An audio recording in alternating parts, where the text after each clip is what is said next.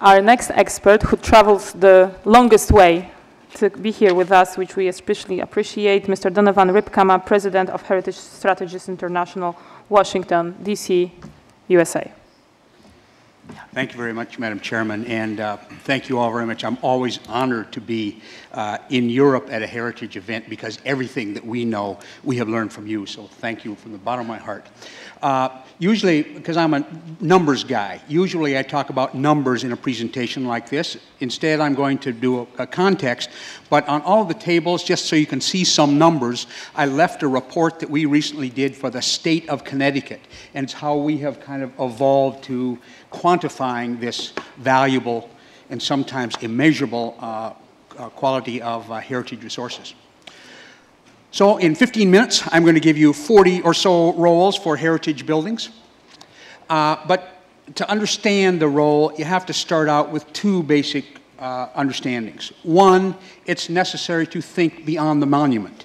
If we're going to move beyond tourism, we have to move beyond the monument to more everyday vernacular buildings. And second, there has to be a commitment to the adaptive reuse of buildings, central to their economic role. And heritage contributes to the economy really in four ways: directly, and I'll give you some examples of each of these; indirectly, functionally, by what those buildings do, and by providing context for other economic activities. These aren't all the categories of heritage economics contributions, but they're the ones I'll talk about, and there's some of the major ones. The work of heritage conservation itself, public sector savings, which is around the world is a critical issue today, the issue of that we've already heard about today, community competitiveness and center city revitalization, education, housing as a business venue, and an emerging area of heritage buildings, that is public-private partnerships. Starting with this issue of just fixing up the old building. It is a labor-intensive activity, more labor-intensive than new construction, much, much, much greater local economic impact than almost any other type of economic activity. In the Connecticut report, you can see some examples from that state. Then there is the real skills and the conservation experts for the monuments. And it's in places like both France and England, where there is a great industry, both of those places still have a shortage of skilled workers in heritage conservation. Here's work in the decorative arts. Here's an example of Germans teaching artisans in Vietnam on restoration. Suppliers and producers. This man happens to be in the UAE, but producing the products that are then incorporated into a heritage building. That is an important economic activity, and again, an area where there's a significant skills shortage around the world. Infrastructure savings. And again, in the center city here, you can see infrastructure going on. It's not that we don't have to replace that infrastructure in historic areas, but we don't have to extend it out to the edges. The buildings, the rest of the space is already there. It's just that periodic replacement. Landfill savings. Landfill is increasingly expensive, both in euros and environmental quality. And in both North America and in Europe, between 1/4 and 1/3 of everything at the landfill is from construction debris. Much of that torn down. Well, when we don't tear down and throw away the building, there is a public sector cost savings. The importance of the core of the city. This just moving statue in Rotterdam. That World War II, the core of Rotterdam was bombed, but they recognized the missing piece. It was the soul of the city, and this statue represents that. But that importance of the core of the city isn't limited to one who has lost it. We've all lost our cities, center cities, in one way or another. And it's center city revitalization, where I do much of my professional work. I cannot give you a single example worldwide of sustained success story in center city revitalization where heritage conservation wasn't an important part of that strategy. We've heard already about competitiveness, creation of civic identity. It's not just our identity as humans that we attach to our heritage, but the identity of our city, and that individualized identity is necessary for it to be economically competitive in an economically globalized world. If you think about these 6 places, Moscow and Athens and Agra, Rome and Salvador Bahia, Brazil, and Hanoi, those are distinct places, but I guarantee you that the shopping centers in those 6 places are exactly the same. It's these things that are creating that competitiveness and differentiation. And then this whole issue about historic buildings as venue for something else. They aren't heritage for the sake of heritage. They're heritage for use of something else, like this great exhibition hall right across from the Kremlin in downtown Moscow. The Louvre. Now, could we take all the artworks and display them someplace else? Of course we could. Would it be the same art collection? I would suggest not. Or the Opera House in Vienna. Could they sing opera in some other building? Of course they could. Would it be the same as in their heritage buildings? Certainly not. And then kind of moving down the scale, arts district like this one in Quito, Ecuador. These aren't grand monuments. These aren't World Heritage List categories. They're vernacular buildings, but they've been used as the creation of the whole arts district. And you move from that formalized, even though less formal, to the kind of street performers. It's those heritage buildings that provide that context. Can you imagine these performers performing in an office park or in front of a shopping center? It just wouldn't make sense. The great accordion players in the center city here in the context of those heritage buildings. The attraction for the creative class. And again, we've heard about that already, and it's part of the EU initiative. This happens to be a painter in the American city of New Orleans. And attraction for the young.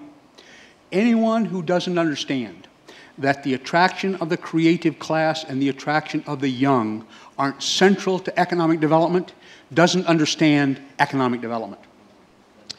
And then this is an amazing thing that happens. Here's 3 different countries in different parts of the world. But this issue, it's not enough to attract them, we have to keep them. So here's one of the most important events in one's life, one's marriage. Where are they getting their pictures, wedding pictures taken? In front of heritage buildings. It's that attachment of the human being to the physical manifestation of their heritage that those buildings represent. And then a gathering place for families, like here in Barcelona. That context for an active street life. It's not the street life, it's that the heritage buildings has created the context for there to be that active street life. Or for the passive street life, like this wonderful guy in the square in Quito, Ecuador, just part of it. Or for just context for watching the world go by.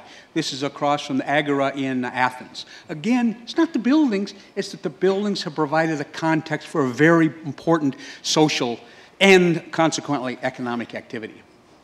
And then as the counterpoint to new architecture. Good historic cities are not frozen in time. Good historic cities reflect an evolution of the city over time and in good places, and it happens to be a new museum, wonderful museum in Lille, France, that reflects the historic building right across, and it adds to the context one to the other. Strategy for small town revitalization. Certainly, major cities have seen heritage-based revitalization, but so have small towns like this one in Slovakia. And then the educational role of those buildings. Just being there, the lessons that are being learned, in this case by elementary school students in Cuenca, World Heritage City in Spain, and in the same city for high schools. And then the university context. Again, could you take all the professors out of Oxford University and still have them teach? Of course you could. Would that be the same education? I would suggest it's not. That 500, 600 years of that environment, in fact, adds to the whole of that university education. And then the whole thing about housing. We forget it. We think, well, we're dealing with monuments. We forget this historic buildings that people live in every day. And certainly like here in Paris, housing for the wealthy. Or in Naples, housing for the professional class. Or in Belgium, housing for the middle class. Or in Lisbon, housing for the working class. But every instance, there are heritage buildings housing citizens and attracting and holding those citizens to that community. One of probably the best study internationally on the relationship between heritage and property values was done in the city of Zaanstad, in the Netherlands. And there's a premium by the marketplace. Pay was exactly what Terry just talked about, what Pay was discovering about the housing. A premium for the monuments of almost 27%, even being close to the monuments, created a value premium for those, and simply being in a heritage district added a premium as well. In the U.S., as you know, we've been having a real estate crisis for the last 4 years. and huge numbers of foreclosure. We've looked at 5 cities in the U.S., and what we've discovered is all other variables accounted for, that the foreclosure rate of properties in historic districts was half of that in the same town, the same neighborhoods, same kind of neighborhoods that were not identified as historic neighborhoods. And the reason I think is this, is not that people who owned historic houses were more frugal or didn't get themselves in trouble, it's that in declines, the property values decline to a lesser degree, and so if I get in financial trouble, I can get that house sold before I go through that whole foreclosure process. Venue for local markets, like in Ljubljana. So the markets are there, and again, their wares are increased by their context within those historic buildings. Small neighborhood businesses. Again, this is in Spain. None of these are international monuments, but they are heritage buildings providing the everyday needs, goods, and services for the people living in that neighborhood. The location for specialty product businesses. That heritage building adds to credibility, authenticity, reality, localness of the goods and services sold out. Location for food and wine businesses. Again, it was kind of the Terry's, beer from France. It adds to the credibility, the authenticity of those local products. This one is in Lisbon. As the context for local crafts production. Being in a heritage building adds to the credibility of those local products. Here's rug makers in Aleppo in Syria. Here's a door maker, a woodworker in Vietnam, a plaster worker in Bahrain, and a weaver in Thailand. The only thing connecting these people is 2 things. They're making crafts to sell, and they're making them within heritage buildings. Context for the informal economy. Now, in many parts of the world, still the informal economy is a major source of the economy. Can you imagine this woman selling those trinkets in front of a shopping center? Just doesn't make sense. It provides that center city with those heritage buildings provides her the context to make a living, to stave off starvation. We have heritage buildings that provide luxury, location for luxury goods businesses. And then, a fabulous example. The national government and the provincial government and the local government in Lille made a commitment to make it a major transportation center for, primarily train, for Europe. Huge success story. And a wonderful modern facility for those trains to come and go. But 3 blocks away is their 18th and 19th century city, and 10 blocks away is a medieval city, that there's not a contradiction between those two. That in fact, here can be this big continental transportation hub, and simply being in proximity to that heritage adds to the vibrancy of that place.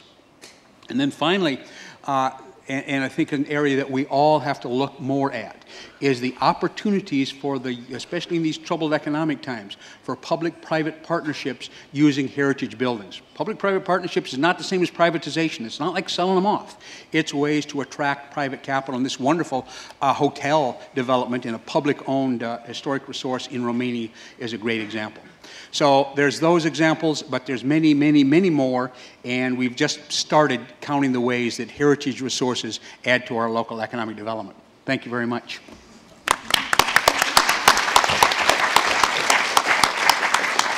Thank you very much. That was extremely interesting and I think inspiring as well.